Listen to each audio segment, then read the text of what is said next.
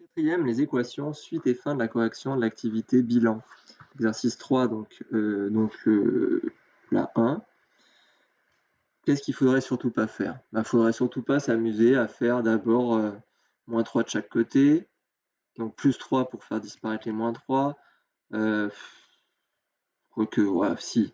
Non, en tout cas, faut pas se lancer dans la résolution. Qu'est-ce qu'il faut faire d'abord? Faut réduire chaque membre. Donc dans le premier membre, j'ai 5x et plus 3x. On obtient ainsi 8x. Ah oui, c'est ça qu'il fallait faire. Bien sûr, si vous ne l'avez pas fait, ça a quand même marché. Mais suivez la méthode. La méthode, toujours la méthode.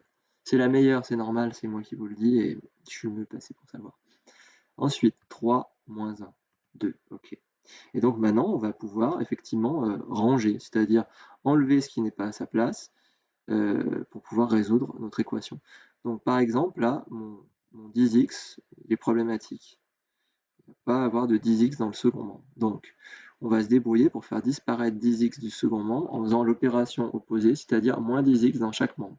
Ainsi, on obtient 8 moins 10 moins 2x, ok, et il reste seulement 2 dans le second membre. Ce moins 3 là n'est pas à sa place, donc on va le faire disparaître. Pour le faire disparaître, on va ajouter 3 dans les deux membres. Voilà, ainsi on obtient moins 2x égale 5. Et maintenant, il ne reste plus qu'à se débarrasser du moins 2 qui multiplie x. Comment on fait disparaître le moins 2? En faisant l'opération inverse, c'est-à-dire en divisant par moins 2 chaque membre. N'oubliez pas le signe, ça c'est l'erreur, souvent vous me la faites, donc faites attention.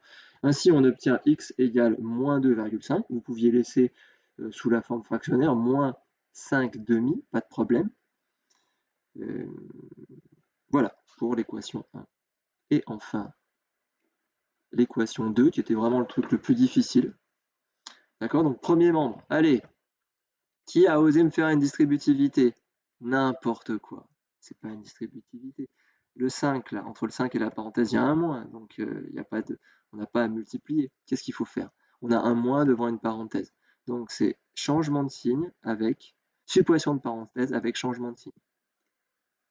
Donc j'enlève le signe moins, j'enlève les parenthèses, donc mon 5x qui est plus 5x devient moins 5x, et mon moins 2 devient plus 2. Autre manière de voir les choses, on n'a qu'à dire qu'on distribue le moins, pas le 5, le moins. Donc moins par 5x, moins 5x, et moins par moins 2, plus 2. Moins, moins 2, plus 2. Ok.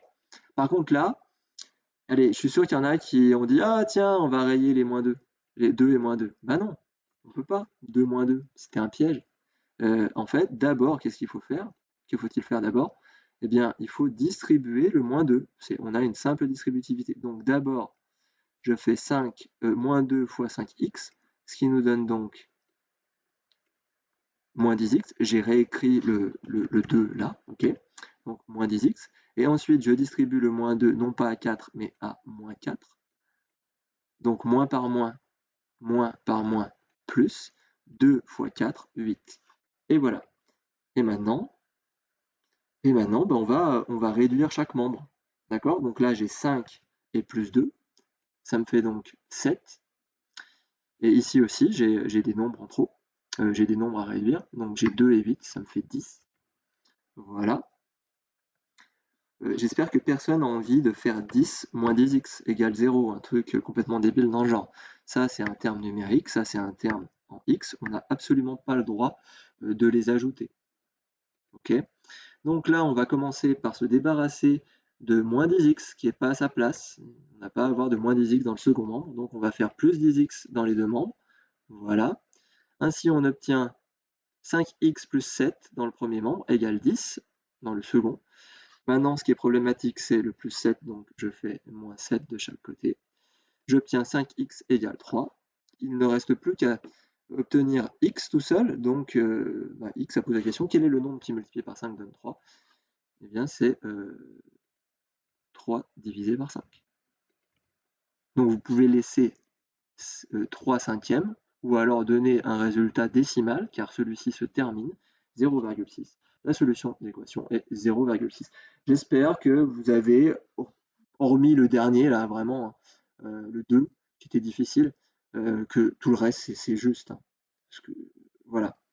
Si vous avez fait des erreurs là, c'est pas très grave, c'était compliqué, et c'est normal de se tromper quand c'est compliqué. Là, c'était quand même relativement simple. Là, c'était le même que dans la leçon.